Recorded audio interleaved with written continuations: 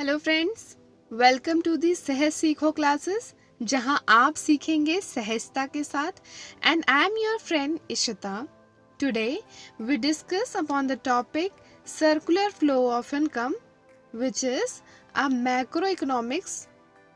Okay, so आज हम लोग मैक्रो इकोनॉमिक्स के बारे में पढ़ेंगे। मैक्रो इकोनॉमिक्स का फर्स्ट टॉपिक आज स्टार्ट कर रहे हैं, सर्कुलर फ्लो ऑफ इनकम। तो आज चलिए इसकी मीनिंग स्टार्ट करते हैं और इसमें क्या क्या पूरी डिटेल्स हैं वो सारी डिस्कस करते हैं।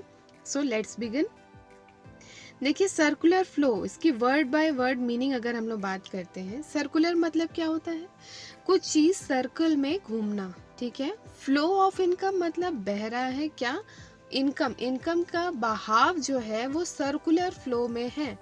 इसका ये कह सकते हैं कि ऐसा नहीं है, जैसे कि अगर हम लोग बात करें कि ये एक ए है एंड दिस इज बी, एक एंड से दूसरे एंड तक जा रहा है क्या? इनकम जा रही है, लेकिन यहाँ जाकर के स्टॉप नहीं होती है, यहाँ से वापस इसी फॉर्म में आ जा रही है, ठीक है, या दूसरे फॉर्म में जा रही है। तो आप लोग देख रहे होंगे ये सर्कल है, एक सर्कल है जो कि एंड नहीं हो सकता, सर्कल में एंड पॉइंट कभी नहीं होता।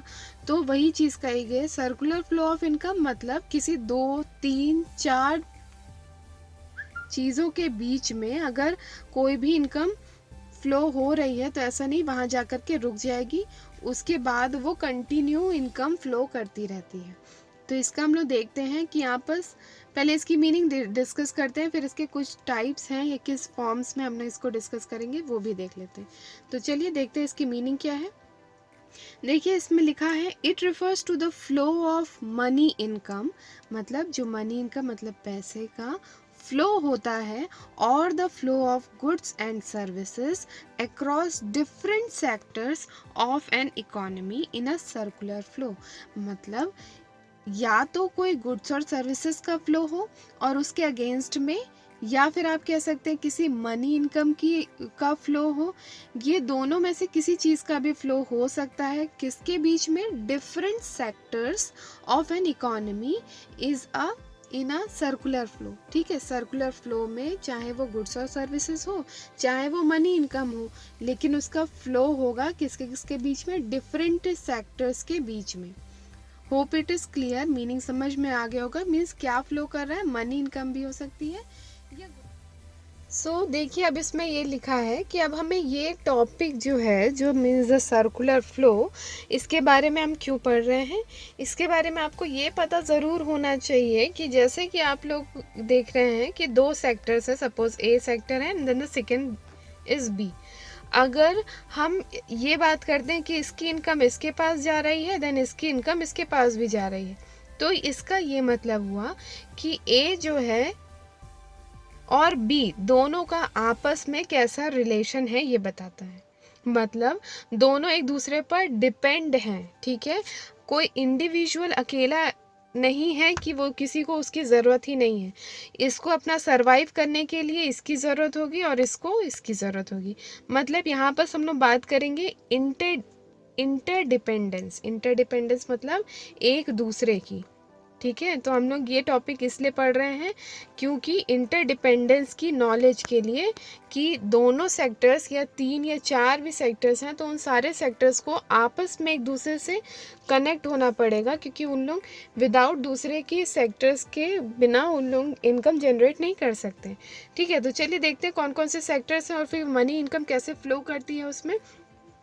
देखिए, यहाँ पर आप पढ़ेंगे 2 sector economy, then 2 sector with financial system economy, third 3 sector economy and the 4 sector economy. तो आपको मेन ये 4 पढ़ने हैं, जो कि अगर लॉन्ग आंसर्स में आता है तो जनरली 4 सेक्टर इकोनॉमी भी पूछी जा सकती है, 3 सेक्टर भी। एंड जनरली अगर कोई पूछे आपसे कि सर्कुलर फ्लो ऑफ इनकम अगर आपको ड्रॉ करना, तो आप 2 सेक्टर इकोनॉमी ही ड्रॉ करते हैं, ठीक। तो ये सारी चीज़ें टाइप्स हैं, तो हम एक एक करके सारे डिस्कस करते हैं। तो चलिए स्टार्ट करते हैं। फर्स्ट है 2 सेक्टर इकोनॉमी। 2 सेक्टर इकोनॉमी, यहाँ पर हम लोग कौन सी 2 सेक्टर्स ले रहे हैं? एक तो आपका हो जाएगा हाउस होल्ड्स, ठीक है, एक आपका हो जाएगा हाउस होल्ड्स। नेक्स्ट आपका दूसरी जो पार्टी हो जाती है वो हो जाएगी फर्म, ठीक है। सो अगर आप ये सोचिए, यहाँ आपका घर है, देखिए सपोज ये आपका घर है, मीन्स ये हाउस है, एंड ये फार्म हो जाएगी, ये या फैक्ट्री है, ठीक है, ये फैक्ट्री है, ये होम है। लेकिन अगर आप, जैसे फैक्ट्री बिना वर्कर्स के नहीं चल सकती, तो यहाँ से जो भी पीपल हैं वो यहाँ पास वर्क करने जा रहे हैं। कौन जा रहे हैं? ह्यूमन रिसोर्सेज, ठीक है, इनके लिए ह्यूमन रिसोर्स है, लेकिन यहाँ के पीपल हैं जो कि यहाँ पास वर्क करने जा रहे हैं, और ले क्या रहे हैं? इनकम ले रहे हैं, सैलरी ले रहे हैं, ठीक है, तो इनको सैलरी मिल जा रही है। ठीक, समझ में आया। लेकिन अब हाउस होल्ड्स मतलब घर के लिए आपको सामान चाहिए। सपोज फैक्ट्री ने प्रोड्यूस किया आपके लिए फर्नीचर्स, तो आपको फर्नीचर्स चाहिए, तो आप वहाँ से क्या ले रहे हैं? गुड्स एंड सर्विसेज ले रहे हैं, और उसके बदले में आपने क्या किया? उसको पेमेंट दे रहे हैं। किस चीज़ की पेमेंट दे रहे हैं? पेमेंट दे रहे हैं किसकी? जो आपने गुड्स एंड सर्विसेज परचेज की। तो ये आप लोग को दिख रहा है, ये सर्कुलर फ्लो बन गया। अब हम आपको इसको एक्चुअल में दिखाते हैं ये होता किस टाइप का है। ये देखिए, जैसे कि इसमें बना है कि देखिए यहाँ पास आप लोग देख रहे होंगे हाउस होल्ड बना है, नेक्स्ट इधर फर्म है। अब फर्म से यहाँ पास है, देखिए हाउस होल्ड के फैक्टर सर्विसेज, मतलब यहाँ के लोग यहाँ पास जॉब करने के लिए गए हैं, और वहाँ से क्या ले रहे हैं? Factor income. फैक्टर मतलब सबको पता होगा, फैक्टर मतलब वो होते हैं जो कि फर्म को चलाते हैं, ठीक है, तो फैक्टर पेमेंट ले रहे हैं अपने, ठीक है। नेक्स्ट इसमें अगर हाउस होल्ड को क्या चीज़ की ज़रूरत होती है? गुड्स एंड सर्विसेज की, तो वही लिखा है flow of goods and services, और उसके अगेंस्ट में लोग पेमेंट दे रहे हैं। तो ये आप लोग को समझ में आया कैसे आप लोग इसको दिखाना है, और इसके बारे में अब आप इसको डिस्क्रिप्शन वाइज लिख सकते हैं। जैसे आपने ग्राफ, ये फ्लो चार्ट देख लिया, सर्कुलर फ्लो, अब आप इसके बारे में पूरा डिटेल में भी लिख सकते हैं, क्योंकि आप लोग को मीनिंग समझ में आ गई है। Hope it is clear. तो चलिए अब हम लोग देखते हैं। चलिए अब देखते हैं सर्कुलर सेकेंड फॉर्म है the circular flow of income two sector economy with financial system. अच्छा, फाइनेंशियल सिस्टम का मतलब क्या होता है? ये और कुछ नहीं है, जैसा कि आपने पहले पढ़ा है सेम वही है, बस एक बीच में मतलब टू, जैसे यहाँ पास आपने देखा था ये हाउस होल्ड था, देन इधर क्या था? फैक्ट्री थी या फर्म थी, ठीक है, उसके बीच में यहाँ पर सेंटर में आ गया है एक फाइनेंशियल सिस्टम, ठीक है। फाइनेंशियल सिस्टम और कुछ नहीं है, आप कह सकते हैं बैंक, जनरली जो भी बैंक्स रहते हैं उसको आप फाइनेंशियल सिस्टम कह सकते हैं। अब यहाँ तो आपने ये पढ़ा था कि यहाँ पास फैक्टर्स जा रहे हैं और फैक्टर पेमेंट इधर आ रहा है। नेक्स्ट गुड्स एंड सर्विसेज यहाँ से इधर आ रहे हैं और इधर से पेमेंट इसके पास जा रहा है। लेकिन ये फैक्टर सिस्टम का क्या मतलब हुआ? फैक्टर सिस्टम यहाँ है, सॉरी फाइनेंशियल सिस्टम यहाँ है, लेकिन उसके बदले में क्या हो रहा है? अब जैसे सपोज फर्म है या फैक्ट्री है, उसने प्रॉफिट अर्न किया, लेकिन सारा प्रॉफिट तो उसको कहाँ कंज्यूम करेगा? उसको सेव करके भी तो रखते हैं, तो वो सेविंग कहाँ रखते हैं? बैंक्स के पास रखते हैं, और वहाँ से बैंक से क्या उन लोग लेते हैं? बोरोइंग्स लेते हैं, बोरोइंग्स कह सकते हैं, या लोन्स में, ठीक है, जब उनको ज़रूरत पड़ेगी तब उसका लोन ले लेंगे, नहीं तो वैसे उसको बैंक में सेव करके रखेंगे। सेम हाउस होल्ड के भी पर्सन करते हैं, जैसे कोई भी होममेड मतलब पर्सन रहेंगे, जैसे यहाँ से अपनी इनकम बैंक्स में सेव कर देंगे, और फिर वहाँ से जब उनको ज़रूरत पड़ती है उनकी नीड्स के अकॉर्डिंग वहाँ से वो लोन्स ले सकते हैं। होप इट इज़ क्लियर, ये आप लोग का समझ में आया। अब यही चीज़ आपको इधर दिखाते हैं कि कैसे इसको ड्रॉ किया जाना है। जैसे कि अभी तक आपने नॉर्मल क्या पढ़ा, ये चीज़ तो आपने ऑलरेडी पढ़ चुके हैं फर्स्ट वाले में ही, इसको हम नहीं बता रहे। यहाँ पर देखिए, यहाँ से सेविंग जा रही है, इसमें आप एक और ड्रॉ कर सकते हैं, यहाँ से बोरोइंग हाउस होल्ड्स ले रहे हैं, सिमिलरली फर्म्स या फैक्ट्री भी वो बोरोइंग्स ले रही है या लोन ले रही है। क्लियर हो गया? ये आपको समझ में आई circular flow in two sector economy with financial system. ये टू ही सेक्टर इकोनॉमी है, यहाँ पास कोई और सेक्टर इंक्रीज नहीं हुआ है। अब थ्री सेक्टर इकोनॉमी में क्या आएगा, चलिए देखिए वो भी। थ्री सेक्टर इकोनॉमी में एक और एडिशनल आ जाता है, वो है गवर्नमेंट, ठीक है, गवर्नमेंट एक एडिशनल आ जाती है। अब वो कैसे आएगी? जैसे आपने देखा यहाँ पास हाउस होल्ड था, सेम जैसे कि आपने अभी ऊपर पढ़ा है वही है, हाउस होल्ड, इधर फर्म, बीच में क्या है आपका फाइनेंशियल सिस्टम है, और ये अपना पूरा प्रोसेस कर रहे हैं, साथ में यहाँ पास गवर्नमेंट आ गई, ठीक है। अब गवर्नमेंट के साथ आपको एक ट्रांजैक्शन करना है, साथ में ये भी, चलिए इसको आप लोग को इसमें डायरेक्ट ड्रॉ करके दिखाते हैं कि इतनी स्पेस नहीं है। देखिए इसमें क्या है, देखिए इसमें क्या किया गया है, फाइनेंशियल सिस्टम है। फाइनेंशियल सिस्टम का आपको समझ में आया, यहाँ से सेविंग इनके पास गई, बोरोइंग इधर गई, ये बोरोइंग इधर गई, सेविंग इधर, ये तो पूरा क्लियर है। हम गवर्नमेंट का बताते हैं। ये ऐसा नहीं है कि ये बीच में रुक गया, ये अपना फ्लो कर रहा है, लेकिन गवर्नमेंट जब बीच में आएगी तो इसका क्या मतलब है, अब गवर्नमेंट को हम हो या फार्म हो या फैक्ट्रीज हो, ये सब लोग क्या करते हैं, अपना अपना टैक्स देते हैं। तो अगर हाउस होल्ड्स मतलब जो आपके फादर हैं वो अपना इनकम टैक्स देते हैं, उसको हम लोग डायरेक्ट टैक्स कहते हैं, ठीक है। और फर्म्स जो हैं वो भी अपना डायरेक्ट टैक्स भी देती हैं, साथ में इनडायरेक्ट टैक्स भी देती हैं। इनडायरेक्ट टैक्स किस टाइप के टैक्स हो जाते हैं, जैसे कि गुड्स एंड सर्विसेज में जो जो टैक्स लगते हैं वो सारे इनडायरेक्ट टैक्स हो जाते हैं, ठीक। तो दोनों ने मतलब फार्म ने भी अपना टैक्स दे दिया गवर्नमेंट को और हाउस होल्ड्स ने भी अपना टैक्स दे दिया गवर्नमेंट को, लेकिन उसके बदले में गवर्नमेंट आपको क्या प्रोवाइड कर रही है, कुछ सर्विसेज देती है।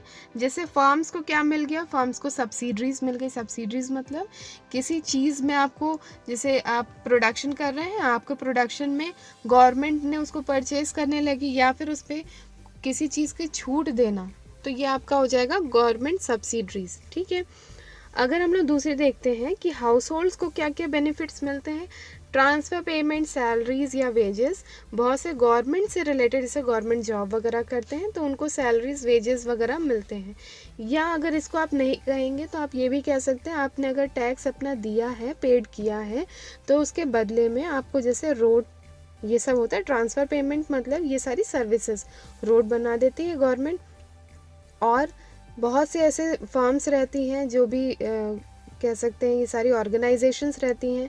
ये सारी ऑर्गेनाइजेशंस कौन, गवर्नमेंट बनाती है, जो कि नॉन प्रॉफिट ऑर्गेनाइजेशंस रहती हैं। तो इतना डीप में मत जाइए, बस ये है कि आपको रिटर्न में क्या मिलता है, ट्रांसफ़र पेमेंट, सैलरीज या वेजेस। ये क्लियर हो गया, होप इट इज़ क्लियर। चलिए अब नेक्स्ट देखते हैं हम लोग क्या बात करते हैं अब इसके बाद। Circular flow of income, four sector economy. Four sector economy का मतलब क्या हो गया कि यहाँ पर अभी आपने क्या पढ़ा, थर्ड सेक्टर में हाउस होल्ड थे, उसके बाद फैक्ट्री या फार्म, गवर्नमेंट आ गई। अब उसके बाद एक एक्सटर्नल सोर्सेज आएंगे। एक्सटर्नल सोर्सेज कैसे आएंगे, चलिए वो भी देखें।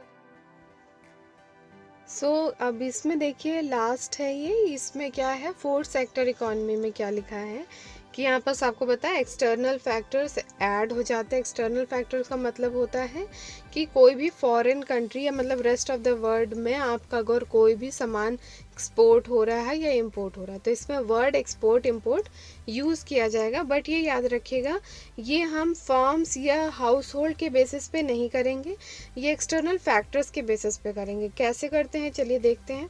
जैसे इसमें लिखा है एक्सपोर्ट रिसिप्ट। एक्सपोर्ट रिसिप्ट मतलब यहाँ से अगर हम लोग एक्सटर्नल सेक्टर्स के बेसिस पे या इनके पॉइंट ऑफ व्यू से देखें, तो यहाँ पर इन्होंने कुछ सामान, अपना सामान यहाँ पर भेजा होगा, किसको, फार्म्स को, और उसके बदले में इनको पेमेंट मिला।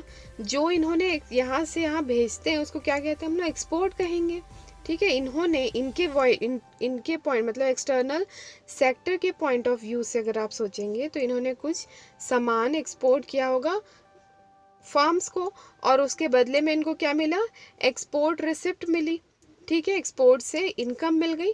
नेक्स्ट इसमें देखिए इंपोर्ट पेमेंट कैसे, अगर इन्होंने कुछ पेमेंट मतलब इंपोर्ट किया, इंपोर्ट करना मतलब किसी चीज़ का मांग करनी, ठीक है।